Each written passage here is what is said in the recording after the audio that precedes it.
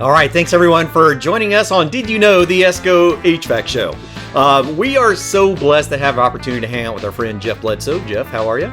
Good day. Good to be here. Contractor Development Manager. That's correct. All right, for Daikin Comfort Technologies. Jeff was joining us at the HVAC Excellence National HVACR Education Conference for some amazing training opportunities. And the thing that I came back with at the most was how many programs are not yet prepared for inverter technologies. Now, we had the most amazing Train the Trainer class I've ever seen. There was over 400 people sitting in on this Daikin Sky Air inverter training program. And we had other programs going on in between with inverter technology. We had Jeff doing all kinds of classes on, Daikin City, things that are happening in that front. And out of that, we had some questions with technicians and contractors coming back going, I don't know if, like one question I had in particular, I don't know if my students are ready for this technology. And it dropped me in my tracks. I was trying to be as polite as possible as a friend of mine without being disrespectful. So I simply said, your students are actually ready for that. So it kind of followed into this conversation that we're going to have today, talking about inverter technology and how long inverter technology has been around and the importance of it going forward. So let's take a look real quick about some of the history of Daikin.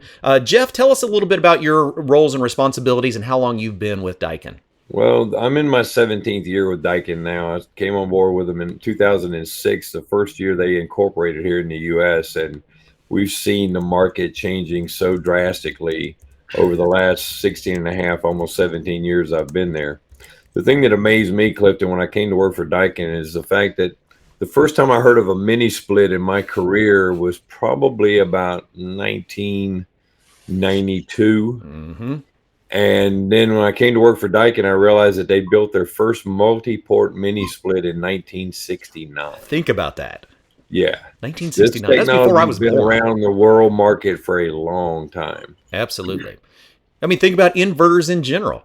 Daikin came to the market with inverter technology in 1984. So when should we have started training inverters in our programs? 1983. I mean, really is when we should have begun that one. But we really haven't. Too many programs have not jumped into the inverter market. So let's talk about this from, let's say, the contractor perspective, because you bring up a really good point about the importance of training these technicians so that as they move into the contractors, they're prepared for the technology that is out there. Yeah, the fact is that, the technicians that we're turning out of the schools right now, they need to be well versed on the new technology that's out there. Teaching them, we don't have guys graduating school working on carburetors and 72 VW boats. No. There's no timing lights anymore in the automotive classes. Everybody has upgraded their equipment, whether it be automotive, the computer skills, the fact that, when they say their kids aren't ready, they're all using these cell phones. Those kids are ready for this technology. We've just got to be able to give it to them. And the fact that when we're trying to push the contractors to embrace this technology, we need to be providing them with students and new technicians that understand it and can help them into the next 21st century with that type of technology as well. So yeah, I mean, just think about the tools alone. So, we have witnessed a bit of a struggle trying to get our educators to teach our traditional manifold gauges as well as digital smart diagnostic tools, right? So the first response that I had from that is why we weren't teaching those is, well, this is what I grew up on and this is what I'm comfortable with. And I get it. I came from the field. I went into teaching. I taught on the things that I was comfortable on. I had to learn the newer technologies to be able to give them back to my students. All right? It's absolutely. Part of it. The fact is, though, along those lines, though, Clifton, with the gauges, you need to be proficient for the older equipment. But for the new equipment, it's like taking your car to the shop. You're going out there and plugging a computer into this thing and asking it what ails it. Absolutely. When you're looking at the inverter technology and the variable refrigerant technology that's out there, it is a precise measurement of refrigerant. So the more you're putting gauges on and off of that system, the more you're hurting that system. Absolutely. It's not the way to troubleshoot it. It's not the way to service it.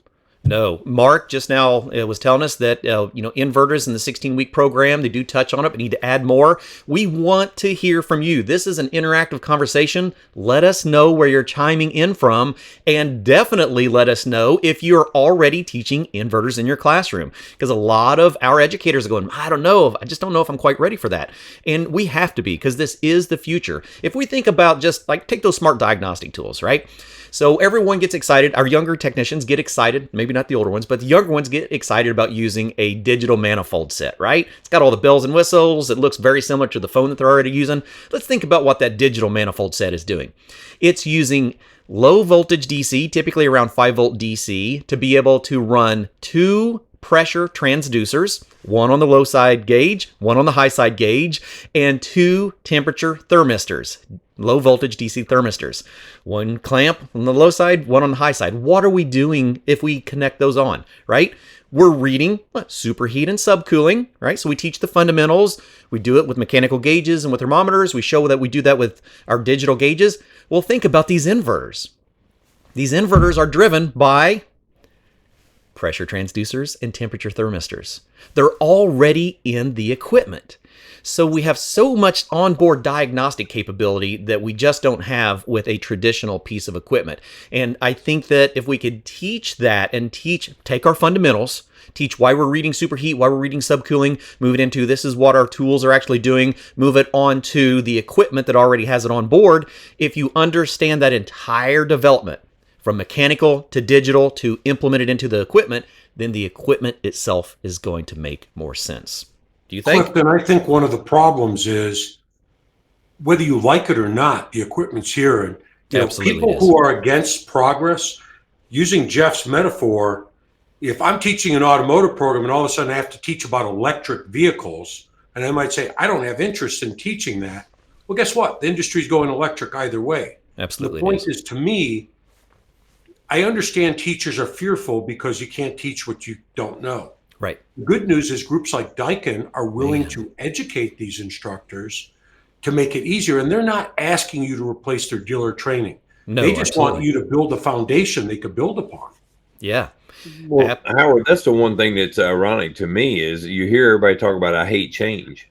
And if you sit back and you're honest with yourself, that's the only constant in your life every day is change. If you're going to stay in the HVAC industry, which I advocate to kids in schools across the country, there is no recession in air conditioning. I know good and well there's not one in the state of Florida because people will miss a house payment to pay their AC bill to get it fixed. It's just not going to happen.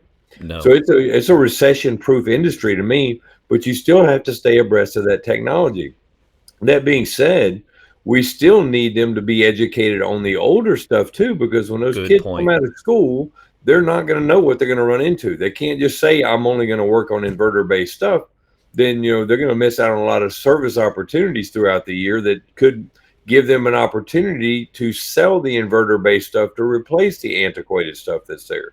So it's a whole circle, a life cycle here that goes on with this equipment. It's an evolution of education. Absolutely. Well, that sounds like an interesting theme, doesn't it? I might have to jot that one down for something. Well, and Clifton, I think here's the things I took away at the conference. Yeah. People go, I'm not sure. Am I supposed to be replacing dealer training? No, just foundation. Nope. How much time should I have? Where should I put it in my program? I go, that's where you should be reaching out to your local wholesalers. They're going to come in. They have people who, just like yourself, you were Daikin trained, absolutely, technical service advisor, and you'd come in and help that school. Yeah. So one of the comments just came in just about that from STCH HVACR. Where can faculty go to get training on these besides HVAC excellence? Is there anything in Texas? They'd installed or had a approval to get a Daikin Amirion VRV system. Okay, now we're getting to the heart of why we're doing this together, right? So now we have a manufacturer that is stepping in to help train an industry. Think about that. We had over 400 of you, 400 of me, 400 of us sitting in a classroom learning how to work on this equipment so we can take it back to our programs to better ourselves, so we can turn around and get better educated. So let's talk about some resources real quick before we go forward, because this is a great place to talk about this. All right, if we're talking about brand specific training, let's say we're talking about Daikin, right? And we're wanting to learn more about the Daikin products so we can bring them into our classrooms. There are resources out there that you really ought to be taking a look at. So let's start at one, right? If we are a educator, we have an opportunity to acquire training that is typically utilized for more like dealer specific training, but we need that in our own departments, right? We got to learn about this equipment. So one place I highly recommend hopping into is Daikin City, right? So for the Daikin product line, this is an opportunity to start looking seriously at the dealer style training. Now, you're probably not going to get directly in there, are we, Jeff? No. When you get into Daikin City, that's our portal for everything Daikin. You can look up your installation operation manual, spec sheets, cut sheets and all that stuff on the equipment in Daikin City. But through Daikin City is our learning portal, our LMS system called Daikin University. Exactly. And that's where the educators, and it's all free for them to sign up, for them and their students. They have free access to it. So, all right. So let's think about that. So if we're wanting to get more resources on the training side, is this something that a educator specifically, can they reach out to anyone particularly to get connected with that resource? Me. Okay. I've got a PDF spreadsheet that shows them exactly how to walk through the process of accessing Daikin City into Daikin University, signing up as an educator. And the really nice thing about the way we've got it set up, when they have access to it and their students go in and get access to Daikin University and start taking classes, we can help provide them with reports so they can see which students really are wanting to learn more stuff. So, exactly. All right, so that's opening up some resources, that you may not have just been aware of before, and that's the reason that we enjoy having these conversations with Daikin, that we enjoy bringing in the entire educational world together in one place. Now, do we have a lot of those opportunities at the HVACR Education Conference? Absolutely. Daikin's a primary sponsor of this, and we're so grateful for them. And what's going to be next year? Who knows? There's a lot more things for us to talk about. Oh, yeah. Stay tuned for next year. Stay tuned for next year. So let's talk about our inverters. Let's go back a little bit and talk about introducing inverters into your programs. If we look at inverters as a technology, HVAC, we talked about this a couple weeks ago. Howard and I were diving into, HVAC and that it is a STEM, right? If we look at what our industry does, it is a lot larger than many people realize. We're working with science on a daily basis. We talk about the transitions. I mean, if I go back just for a second and talk about R32, right? We spent a lot of time talking about R32. The first mass production plant of R32 was back in 1997 with Daikin, right? So we have a lot of transitions in our industry that are refrigerant related, and it starts in the science spectrum. We have technologies, which are exactly why we're talking about moving forward with technologies, a lot to learn there. We are also in the engineering, we're in the mathematics, and so we have the opportunity to be the example of STEM to the world. We just have to keep our education up to date. So let's talk about some of this lineage of our inverter compressors. We're not talking about them being used in a small amount of products. What all product lines have inverters moved into the Daikin realm? Oh, man. Everything that's branded Daikin right now that is above 16 to 18 SEER is an inverter. Okay. We've put it into the equipment that when we bought Goodman Manufacturing in Houston, we started infusing inverter technology into the standard unitary systems that they were producing in Houston. Yep. But all of our mini splits, our VRV, and things that we've been selling since I came on board in 2006 are all inverter based. Yep. A lot of people don't realize how many inverters are actually out there in the world, which is why it's so important for us to begin training, at least getting into the fundamentals of what inverters are.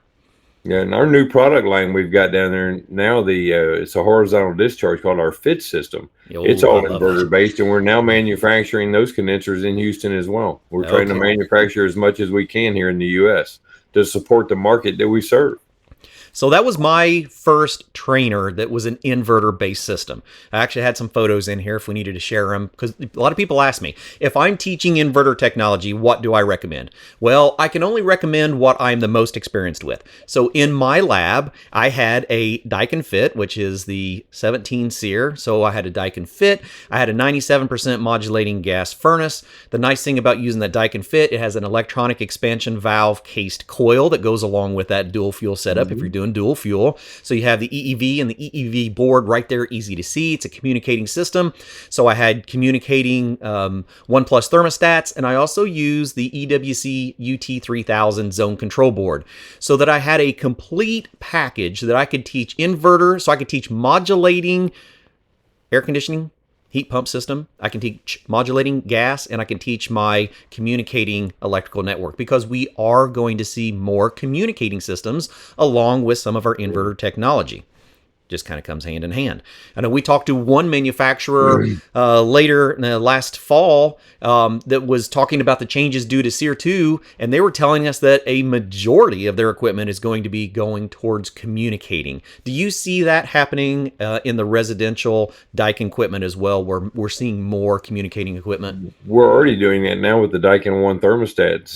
You can communicate with those via the cloud, hook them up with the cloud. The contractors can use them for service and monitor the homeowner's equipment.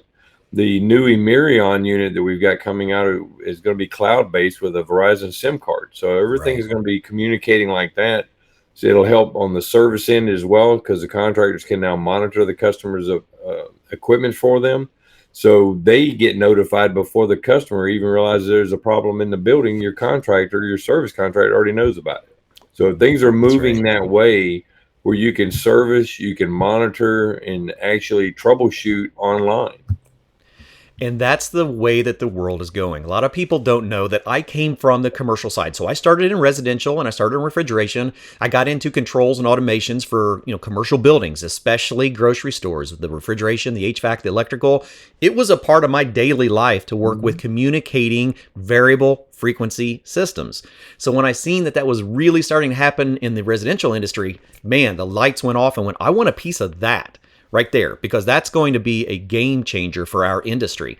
And it is. And so now as a training department, we have the opportunity to prepare our students for these game changing technological advances that are coming faster than anybody, I think, is really prepared for. You think about it, though, Clifton, if you look at the fact that with the communicating systems out there, if I were a contractor, I would be doing a tremendous amount of service contracts, because with those communicating systems, you can also build in there where you're monitoring this stuff, and it gives you analytics, so you can tell when things are starting to get out of parameter. That's right. So you can go service them before they actually break.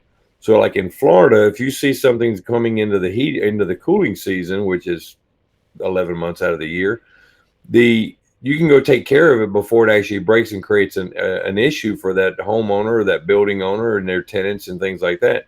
You can start scheduling that stuff and be proactive about your service work that you couldn't in the past. You always waited on the phone to ring. Absolutely. So Jeff, I want to ask you a question. I talk to teachers all day long, and the number one thing their administration says, I don't want to see these devices in the classroom. No cell phones, no tablets. Would you like to counter that, considering how do I interact with your equipment with that? It's like, please don't bring your multimeter to class anymore. Yeah.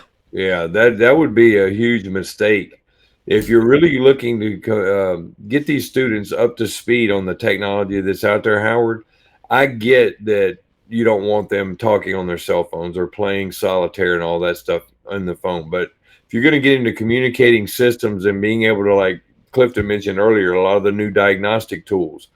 I mean, my son is a technician here in Orlando, and he loves the tools that are now Bluetooth enabled, because he can set them up on the condenser and go inside and start finishing up ductwork and stuff like that while he's monitoring the condenser outside. He doesn't have to sit out there and wait on the vacuum to get all the way down, as an example. Yeah. Everything there's HVACR. A fine line there, Howard. There's a fine line. I get that they don't want them distracted with the cell phones in class, but the fact is that has now become part of our society, and they just need to figure out how to work within those parameters on it. Yeah, absolutely. Everything HVACR just commented that, communicating is a much better platform and it's easier to work on once you understand it. And it truly is. There are so many diagnostic capabilities with that. The thing about that too, though, Clifton, they need to make sure they still understand the basics of the That's right. equipment. Because it's no different than using a calculator to do your math homework. If you know how to do the math, the calculator just assists you. If you know how to take, traditional tools and get your superheat and your subcooling and all that and look at your pressures and things, then you know how to troubleshoot that unit in case all of this stuff dies. That's exactly right. Good point just came in from Robert that, phones and tablets must be allowed in the classrooms, but when they are appropriate. And so now we have to have admin and instructors, update their policies and lessons to be able to account for that. Because think about, things like, so I had the Daikin stuff, right? Also had, some of the Amana, right? All of the communicating platform from Comfort Bridge that came through where you used a mobile app for commissioning and adjusting everything. I didn't have to take the door off from a piece of equipment on installation and commissioning. I did it from my phone. So when do you want to learn that technology? On day one of installation? No. We want to understand that technology before we get into the field. And that's what we're trying to promote, is not being afraid of the technology, getting an understanding and diving into it. Mark says we do that on week 1. Mark, thank you. That's what we're wanting to hear, because it's like this balance, or I would say imbalance in our industry. We have a significant amount of instructors that are going, we only teach the fundamentals. We don't teach the technology. And then you have the other side going, well, yeah, we get through the fundamentals so that we can get to the technology. And that's really what we're here to drive forward, that we want this technology in the programs. It adds the extra flavor that we're looking for. You need it. And as an educator out there, I would think that you would want to promote that to anybody that would listen, because that's going to put you above some of the other programs that are out there and give you something to sell better. Absolutely. Howard, think about this from the advisory committee. What if, as an instructor, I can now go back to my advisory committee and, oh, by the way, we're thinking about, bringing in some inverter technology and some communicating technology so that we can send you some technicians that are already prepared for that. What do you think is going to be the response of the contractor on that committee? The problem is, and you're asking because you know the answer, what I'm going to say. I've had a number of schools that say, well, our advisory boards are not interested in this. And I say, you have the wrong members on your advisory board. So we can't, just because technology is changing, we can't ignore it. No. If you want people here, the people who are going to be successful are going to be the ones who educate themselves and capitalize on this, and they're going to grow their businesses. Other people are going to become obsolete. So the simple fact of the matter is, if your advisory board isn't going to the AHR Expo, isn't going to major trade shows, it's like going to the auto show. You see the new models, if they understood what you and Jeff understand, everyone would be including it in their programs. Yep. And I think we're starting to see that. So Mark, thank you. He says, I wish our campus directors understood this stuff. Exclamation, exclamation. So this is why we're here, Mark. We are so glad to have you in our village, because this is the way that we make change happen. Let's go back and think about that for a minute, right? Exactly what Howard said. How often do we look at our advisory committee and decide if it is the people that represent where our department needs to go to begin with?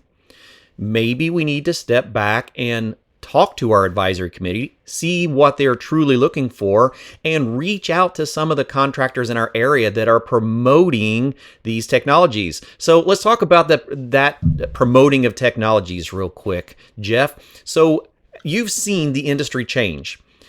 Yes. How has inverter technology changed the way contractors look at equipment? Do we see a significant uptick in inverter technology?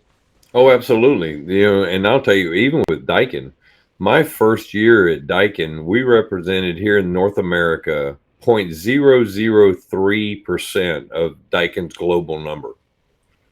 This last year, we represent over 32% globally. Now we're getting somewhere, aren't we? Right? And we talk about those primary product lines. I see that Daikin Fit, that 17 SEER inverter unit, as being a primary product here in the United States. If I'm advising someone to learn on a piece of equipment, man, that's my go-to. Well, the thing that I knew a lot of, it's called changing the conversation. And excuse me, everybody, with being out there in Vegas last week for the conference, I came back with a scratchy throat, so excuse me. But changing the conversation, it's a circle, like you mentioned earlier, Clifton, the evolution. Yes, we need to sell product, but we need the contractors to understand that product. So when the homeowner or building owner has a problem, they know how to service it and maintain it. Yep. That's all about the training. So, and the nice thing there, if we get them to buy into the technology and we don't teach them how to use it, don't teach them how to service it, guess what's going to happen? That homeowner's going to get mad. You're going to get a black eye in the marketplace, and it goes the other way. Yep. And the nice thing now, because the technology is so new and most of the contractors out there have been taught on the old equipment, they need these kids to coming out of schools that understand the new equipment, and that can save them financially on the amount of money they have to use to train these kids coming out of school. Absolutely. So it's a win-win as far as I'm concerned for everybody. And Daikin, we are committed to making this happen, across the country, to make sure that we put the right things in place. We have a huge sales team now across the country that are selling and promoting the product. And now we're making a huge commitment into the education industry as well to make sure that the schools that are ready and willing to do this, we want to help them elevate their students to a new level. And to me, that also gives me more bang for the buck, because I can now go out and promote to contractors. You've got a ready-made guys out here that you don't have to spend a lot of money training. You just put him in a truck. He's pretty ready to go. That's a huge point. We've already had 2 comments come in. One was my advisory board is asking for students to have electrical troubleshooting skills over other skills, from Bruce. Thanks, Bruce. And ours too, from Mark. We have to blend electrical troubleshooting plus diagnostics, then throw in the apps. So true. If we think about diagnosing any inverter system, right? So I was a TSA, so I worked for a distributor. I was a field service representative for a manufacturer, for Daikin. And if I was to go out and do troubleshooting on any inverter piece of equipment, my most valuable tool is my meter, right? Because we can troubleshoot so many things. If it's not already done for us in diagnostics, then now we can get our meter out and we can start checking for everything. Because remember, I was talking about these pressure transducers, right? DC voltage coming in, stable DC voltage coming in, and a variable DC voltage coming out. That's it. Once we teach that, we've already covered pressure transducers. Temperature thermistors, solid voltage coming in, variable voltage coming out. Once we teach how to use those meters to electrical troubleshoot, it just expands their capability. There is nothing that will ever replace electrical troubleshooting. So when we move into inverter technology, it's even more important to know how to troubleshoot electrically. Yeah, absolutely. I just saw a comment on that on here as well, Clifton. And the fact is that you're now giving them, with the technology out there with the inverter stuff, you're giving them a laptop computer with their air conditioner. Yep. You have to understand that stuff, because there is no discharging a start cap with a screwdriver anymore. Absolutely. Not in this equipment. No, not at all. I don't care who the manufacturer is. It's just not there anymore. Exactly. So, Clifton, if I could say real quickly, someone said, I wish my administrators understood. Yeah. So I'll just share this. Perception is reality. We need to create a new reality within these program advisory boards. And it's up to us. If you're inviting the same 3 companies all the time, that's all they're going to see. That's exactly so you should always make certain, A, your administration's been invited to the program advisory committee. B, take a look at the industry as a whole. If you're not inviting people who are doing residential, commercial, industrial, manufacturers, utilities, you're not giving them the true view of what the industry really is. Yeah. And lastly, here, take a look at this slide. What we're really looking at is one of the fastest growing segments of the industry is these inverter technologies. What's the only thing holding back their growth? A lack of trained personnel. Yeah. So those who capitalize on this are going to be the money makers. Those who don't are going to be obsolete. Yeah. I was just reading a report this morning, Howard, that VRF technology is now, the U.S. is now the 4th largest place in the world, because it is being adapted and accepted here rapidly. Every day. You know, I always try to, compare to other industries, and we pick on the automotive industry all the time, which I love doing, because you're right. We don't use timing guns anymore. We use all solid state electronic digital timing, right? Maybe some variable valve timing, but it's all done electronically. We have moved many industries. Take a look at the domestic refrigeration industry, right? So when I got started into the field, I was working on anything refrigeration. Didn't matter if it was residential, commercial, industrial, laser chill. It didn't matter because I had a great mentor that taught me that refrigeration is refrigeration, period. We just changed the controls, right? So true. So if we talk about refrigerators, we got out of the residential refrigerator industry in the early 2000s because of one big change that we were afraid of at the time, not understanding exactly what it was. Anybody know what that change was? Year 2000? Year 2000 was the first year that Samsung started using an inverter compressor in their residential refrigerators. 23 years ago. And from 2000 to 2014, they produced 36 million of those inverter compressors in just over that first decade. I don't even know what the number is now. And the reason we got out of working on that equipment is because we weren't educated on what they were. We seen them went, oh man, control boards and sensors, and I can't keep my universal defrost board and my hard start kit and my universal thermostat on the van and work on these things anymore. I got to be more specific. So we got out of that market.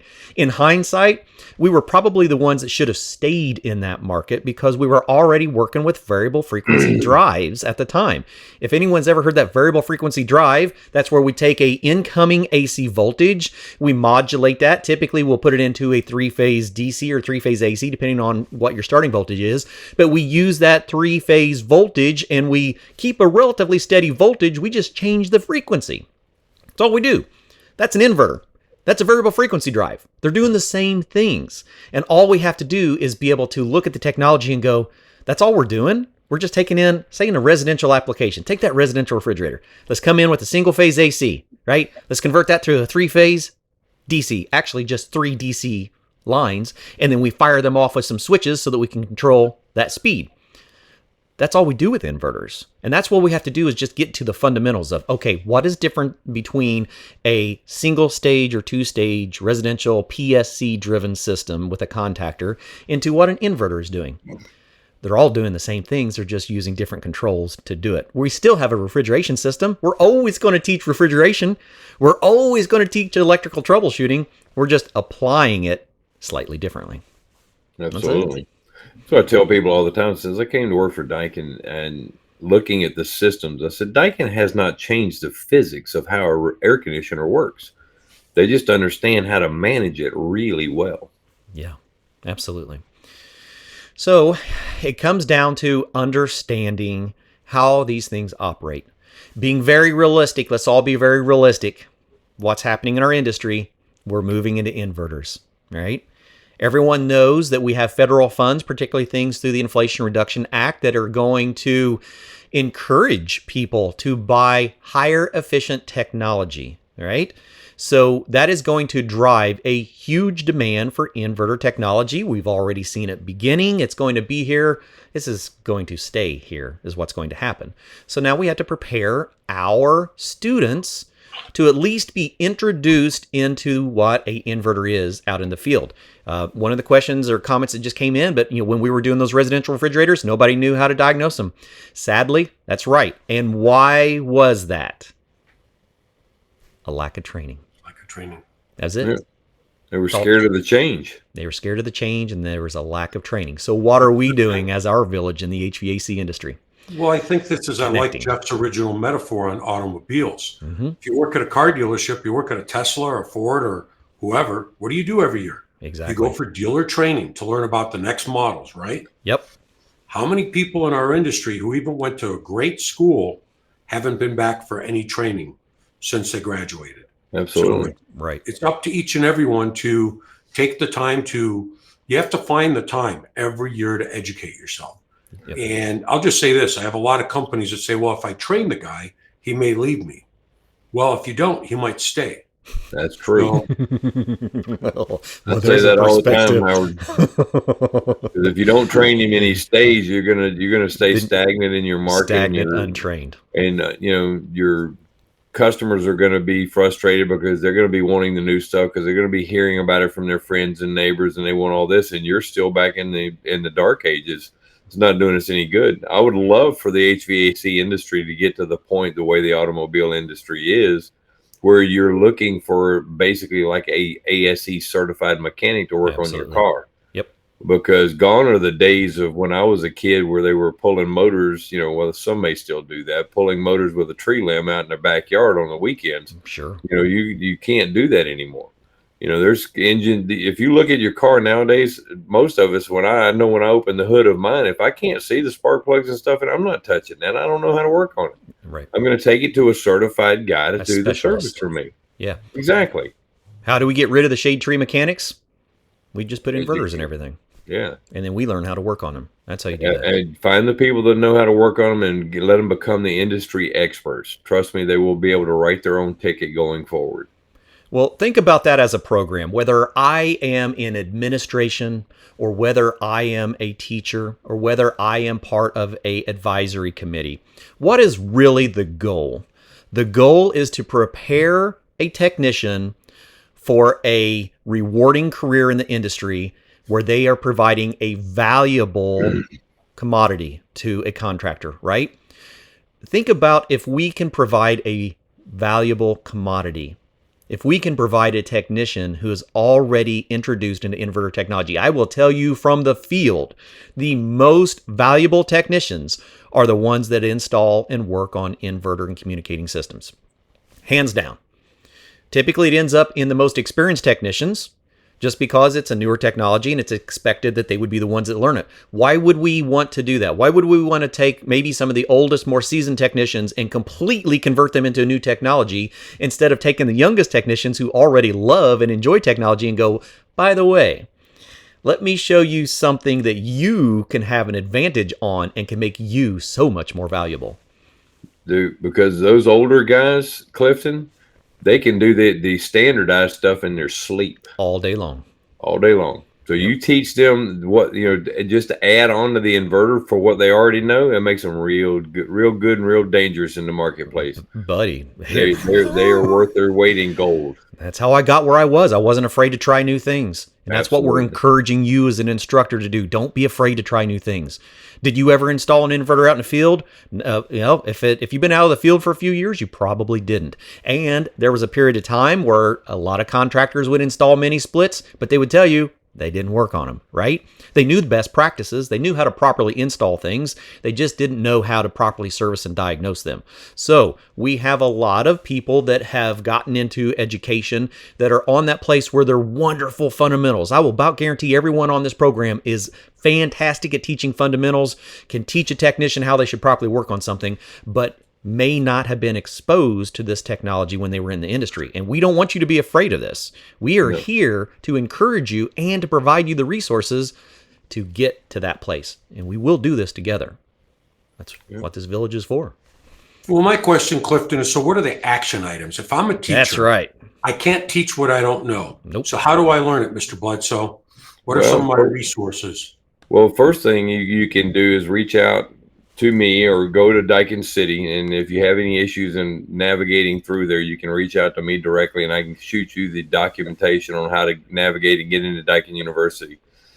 And just as an example, in Daikin University, if you go in there and type in like webinars, there are like 191 free recorded webinars you can start searching through and watching at your leisure. We have a lot of on-demand online classes. We have a lot of in-person classes around the country.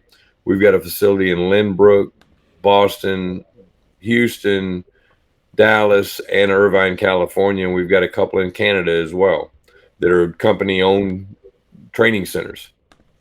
So there's no reason why you can't find a class. And besides that, we have about, I think it's 78 or 80 of our industry partners with distributors and reps that have additional training centers to ours across the marketplace as well. So that's what I used to do. So the other things I see, so if I don't, now I know it, what are the other obstacles? Is there curriculum available? Well, we're working on that. Some people have developed it, ESCO is. But I look at the two other obstacles are, how do I get equipment and how do I get buy-in? So if you're a public school, you should be looking at using Perkins funds to acquire this equipment now, because this time of year is usually when you're filling out those requests. And I can make sure you get a good discount on Daikin equipment if you want to go that route. So that's great. And I think the last thing goes back to a question you asked earlier, Clifton, program advisory committees. Absolutely. You need to make certain you're inviting the right people who can explain where the industry's going, because it's looking at each of those obstacles and saying, here's the obstacles to me integrating this. They're all easy obstacles to overcome. Oh, yeah.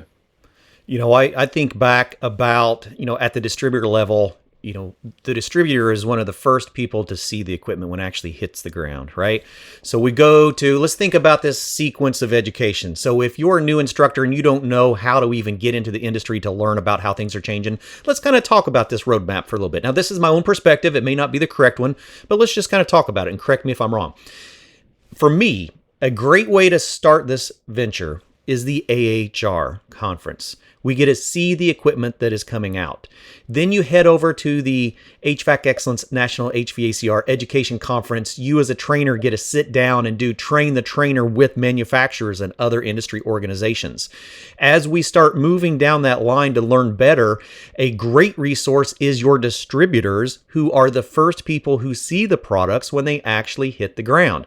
So a recommendation for myself is to make sure that in your advisory committee, you have a local distributor that can talk to you about the products that are coming in and the technologies, instead of being down at the end where we're maybe a contractor and we don't see them for a little while, or maybe we're not even the right contractor working with these new technologies. Is that fair to say? Yes. Yep, it is fair to say. The fact is, I'm going to be reaching out to our division vice presidents and presidents across the country to solicit their salespeople to get more involved with our distributors and across the country as well, to volunteer to be on these program advisory committees. Man, now we're getting somewhere. I want them involved in it, because they don't know what the schools need if they don't go sit down and talk to them. No, for sure. So as we're talking about going around the country and making connections, we want to know where you are from. Tons of great comments today. Let us know where you're chiming in from. I'm hanging out here just outside of Indianapolis, Indiana. Yeah, I'm in Orlando. Denver. So everyone, let us know where you're chiming in from today. All right, we've had a lot of comments. We've had a few questions. Has anyone got any questions that we'd like to discuss while we're here? You got some great connections. We'll give that a few minutes. Clifton, while you're doing that, let me just say something. Part of why I thought it was important to join you today, I didn't have anything to add to the discussion. I don't know if you're going to be getting technical or just giving an overview. But it's really to explain what Daikin's doing. It's one thing to say you're the world's largest manufacturer of equipment. It's another thing to put your money behind educating people. Education. So we have this conference every year, the National HVAC Education Conference. Daikin came in as a sponsor. They've gone above and beyond. That's thanks to Mr. Bledsoe here. Absolutely. I just really want to thank you, Jeff, because you really do understand the teachers need the resources. We're all the benefactors or victims of the training we get. Whether we know it or not, we're all dependent upon the success of our local trade school. So the more we help them be successful, the better the products that's going to come out. And you're making a big commitment by educating people with us, and we appreciate that partnership. Yeah, thanks for that, Howard. I am a big proponent, because I went to trade school when I was younger, so I understand what that means, and I know that I've built a pretty good career over the last 35 years in the HVAC industry, and I know how critical it is when you're looking at the change in technology. You look at an electric hot water heater. I think the biggest change in some of those is adding a insulating blanket and a timer on there is the biggest change in the technology of those things, because it's just two dead shorts in a water heater. But the HVAC and the air conditioning industry has changed so drastically. And because of my age, I use the Ferrari and the 72 VW Bug as comparisons, but that's literally what it is. There's that kind of change in the marketplace, and we've got to be able to do that. And Daikin is committed to making sure that people understand how to use this. Us selling it is only part of the solution. We've still got to be able to have contractors that can service it and maintain it in the field, or we all fall flat on our faces. That's exactly right. And if they're all running the other way, and the technology is going this way, and even the government's putting out monies for the Inflation Reduction Act and stuff to promote it, people still not going to be wanting to put it in, because they don't understand it. Yeah. So we owe it to ourselves and to our educators and to our consumers to make sure that the training is available for them and to help them out. So I'm here for whatever's needed from me. So Absolutely. And we see that very, very regularly. One of the comments and questions just came in, what about tools? Are there diagnostic tools? Do we need to use an oscilloscope? No, we're not diving that far. So I highly recommend you to hang out with us as we continue these conversations. We're going to be bringing in a bunch of technical training specialists to be able to talk about different things. If you're curious about the communicating side, we had John Brown from EWC Controls talking about the entire Climate Talk Network, which is a very, very common communicating platform. It's what all the Daikin equipment uses. I love it. It's super easy to diagnose. All you need is that voltmeter. Goes back to understanding basic electrical. If you can run a voltmeter, you can diagnose a communicating network. Hands down, I will guarantee you. Go back and check that out. We'll explain a lot of how easy a communicating network is to understand. When we talk about, diagnosing error codes, most of our equipment already has the error codes already in it. So if something has malfunctioned, we're going in and diving in and looking to see what that component is or what that failure. We do have some high-end diagnostic capabilities where we can, use tools to connect and use computers to do analytics. That's much more advanced. That's like the end of the road. That's when all else has failed. Now we can get someone who's very specialized. But what if I'm that first-year guy and I'm out and I'm doing a service on a piece of equipment? I've just came out of vocational school. I've got some fundamentals. I understand how communicating systems work. I might be the guy that goes out while someone's out cleaning the outdoor unit. I might be the one in the remote control going, let me run through these error codes real quick and make sure we don't have anything that's popped up in the past, that I can take a look at some history while I'm here. How would you like to be that guy? What do you think he's worth as a first-year technician out in the field? Bucks, I'll tell you that. Well, that's the thing I tell people all the time with ours, Clifton, is the fact that you go up to the unit and you ask it what ails it. That's right. The error codes will tell you. And the nice thing about with our equipment, the error codes are pretty well universal across product lines. Absolutely. So a U4 on a mini split is the same thing on a VRV. It's a communication issue. Yep. If I can't talk to this guy. So that's where you start troubleshooting. The first thing you do when you walk up to one of our pieces of equipment is not put gauges on them. That's exactly I just saw someone chime in. Dan Sowers, you need to reach out to me. I may be in your neck of the woods here pretty soon. There's a Kansas. Yep. Had people chiming in all over the place. We've got Kansas, we've got Texas, we've got Vegas, we've got Dallas, Virginia, Arkansas, Michigan. We've also got Vancouver. So thank you all for joining so much. We love having these conversations. Like we're here. No, you can't. We're here to prepare you. Exactly. And I just saw a comment on here, Clifton. You can't beat a sling cycrometer, man. Those things are awesome. They're almost foolproof out in the marketplace. So I even still have my dial charge sitting over here in the corner. Do I teach people how to use it? Maybe fundamentals. If you've got your grandfather's old flaring block though that has a 38-degree curve on it, polish it up and put it on your shelf. Pitch it. Not any good polish it. Yeah, it's not any good on this type of equipment with a 45-degree flare for 410. So I think we should do, I will add that onto my list. You all keep hanging out with us. We'll actually do a class on how to properly do flares on these equipment so they don't leak. Because that's the biggest thing. A lot of people complain, say take a ductless system, right? They're almost all connected with flare fittings.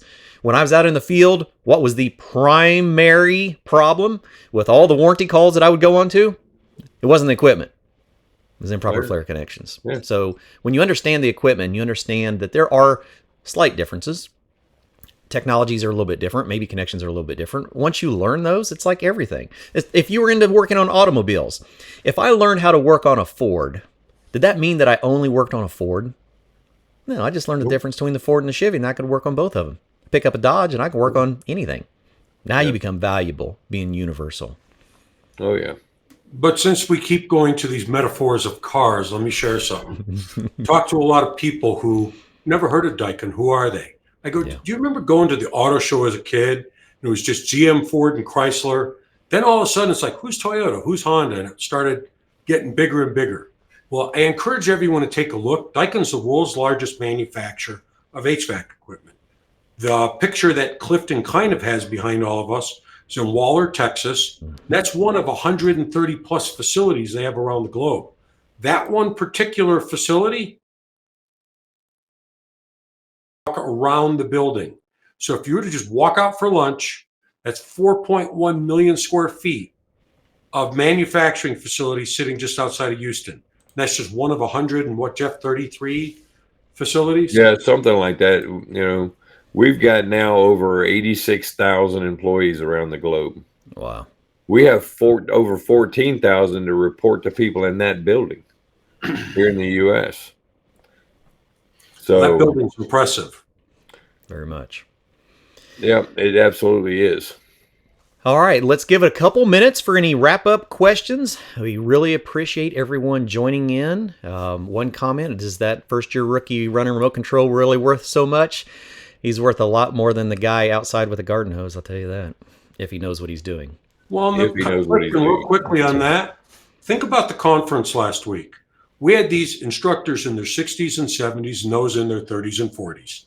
And guess what? They all had something they could learn from each other. Absolutely. So just as the older instructors told the newer instructors how to ease into the classroom and what works and what doesn't, a lot of those younger instructors were happy to show the older instructors how to use technology and embrace it. So I was amazed. If you're a contractor, you should be looking at some of these young people and say, I got a lot I could teach you, but I bet I could learn a lot from you as well. Absolutely. Because the older guys out there, they can teach you some tricks of the trade that you will not learn in school. They teach you from those years of hard knocks out there, learning by an example in the field. So you cannot replace that stuff. How would you like to be that young technician coming out of school that knows how to connect with a mobile app to a piece of equipment, and you're riding along with an experienced guy in the van? Because a lot of times you come out of school, you're going to ride along with somebody to get your field experience, and you're riding around with one of the most experienced service guys out there. You're learning a lot, and you get to that first piece of equipment, and you find out that it's having some issues, and you're that young guy, and you say, do you want me to connect on real quick to this and see if there's any diagnostic errors? And he says, how you doing that? And then you say, you show me what you know and I'll show you what I know. Exactly. And now you have a real growth opportunity for everyone. Yep. Well, and I think the thing to me is, if you're an instructor, you should be conveying to your administration how big the industry is, how much it's changing. Jeff, you brought up change. A couple of years ago, we didn't have CRISPR technology for gene editing. We didn't have vaccines for COVID. We didn't have, heck, a dozen years ago, we didn't have these things, right? That's true. Look at all the technology around us. HVAC's not changing any different. The whole world's changing. So either you're going to embrace it and become very successful, or you're going to be left behind. I agree wholeheartedly.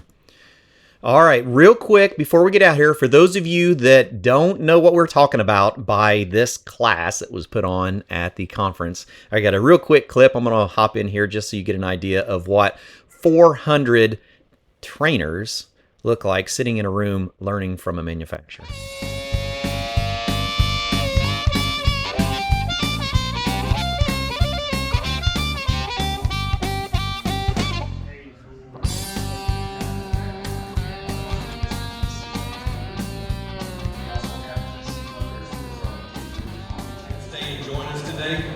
And for you guys in the back, my standard line is, this ain't church. You can sit up front. You know, I was one of them heathens also sit in the back. Guys, we are honored and humbled to have all of you here today. This is truly a pleasure to have you guys here with us today. We're glad to be here. We're glad to be associated with HVAC Excellence and ESCO, to be able to bring these training classes to you guys. One thing I'm going to ask for you guys today is that if you have some suggestions about some things you would like to see next year, please grab myself or one of my coworkers and let us know what that is. We're always trying to bring new or fresher things to you guys, and we want to make sure that it's beneficial to you and your students. Because my name is Jeff Bledsoe, and I am the Contractor Development Manager for Daikin. I cover North America, and without you guys, I won't have any potential future contractors to develop.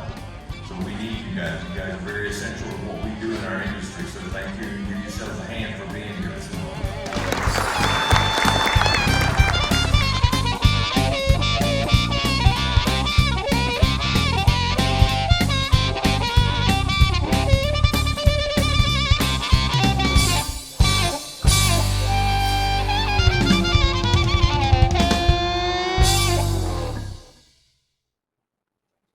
have to say, that was the funnest conference, and things like that class just makes it all worthwhile.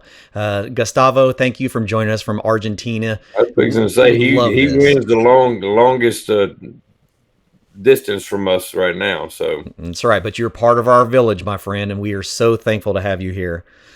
Well, I think we're going to wrap it up. Howard, Jeff, got anything you'd like to throw in here before we call it a day? Thanks for everybody being here today, and also Howard, and you and your group are phenomenal. I enjoy. That's one reason why we've been hanging out together with you guys so long. Y'all just a pleasure to work with, and we all pulling that wagon in the same direction to make sure we're trying to make our industry better, and that's what it's all about. That's what it's all about. And I'd like to just say that's what this is all about. I really appreciate everything that you're doing, your team at Daikin, Clifton. We're all about educating the industry. We just want, our goal is to leave it better than we found it. Exactly, and I think we're doing that. Yeah, amen. Yeah. You know, I just realized I'm going to have to update my closing video. I think it's a couple weeks out of date. But I'm going to play it anyhow. Everyone have a wonderful day. Thank you. Thanks, guys. I'll see you all next week on Did You Know? The ESCO HVAC Show. Thank you for joining Did You Know? The ESCO HVAC Show. Brought to you by the ESCO Institute and HVAC Excellence. Our mission is to bring the top educators of the industry here for you in a live, unique experience so that you can join us from multiple social platforms, all with the opportunity to ask questions, to be involved, and to learn about the things that are changing in our industry as they are changing. Subscribe to our YouTube channel to get notifications when we go live every week. Are you an educator looking for resources to be the best that you can be? Man, you're in the right place.